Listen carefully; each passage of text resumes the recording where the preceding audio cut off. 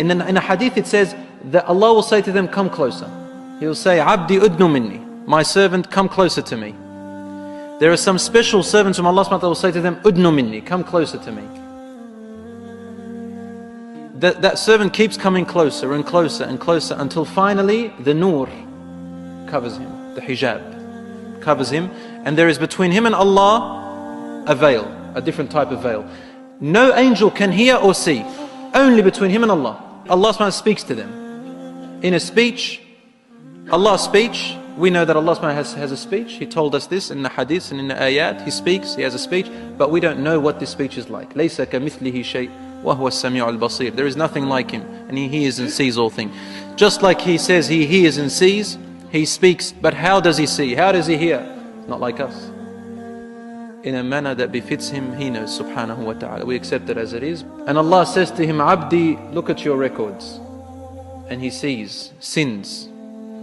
Allah says to him, didn't you know that you did this sin and I could see you? You did it in secret and I could see you. Didn't you know this day will come? Didn't you know that today I will question you? Didn't you know? And he will say, Rabbi, I did. And Allah subhanahu wa ta'ala will say to him, why did you do it?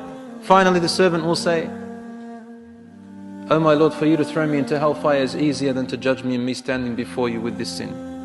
So then he looks at the other, next page. He sees another sin, worse than the other one. Same thing happens. Then he looks and there are worse sins, and sin keeps growing. And this poor believer is sitting there saying, my Lord, in the end he says, Khalas, I'm actually going to hellfire. My deeds haven't been accepted. I've done all these wrong deeds, and that's why my good deeds have been invalid. So when he is certain that he's going to end up in hellfire, Allah says to him, Abdi, you know how you kept it a secret in the former life? He says, yes. He said, why did you keep it a secret? He says, because I was ashamed of my sin, my Lord. He says, Satartuha alayka fid dunya. Don't you see I kept it a secret in the former life? I didn't expose you. And that was part of my mercy. وَالْيَوْمَ أَسْتُرُهَا عَلَيْكَ. And today, I will keep it a secret. I will not expose it.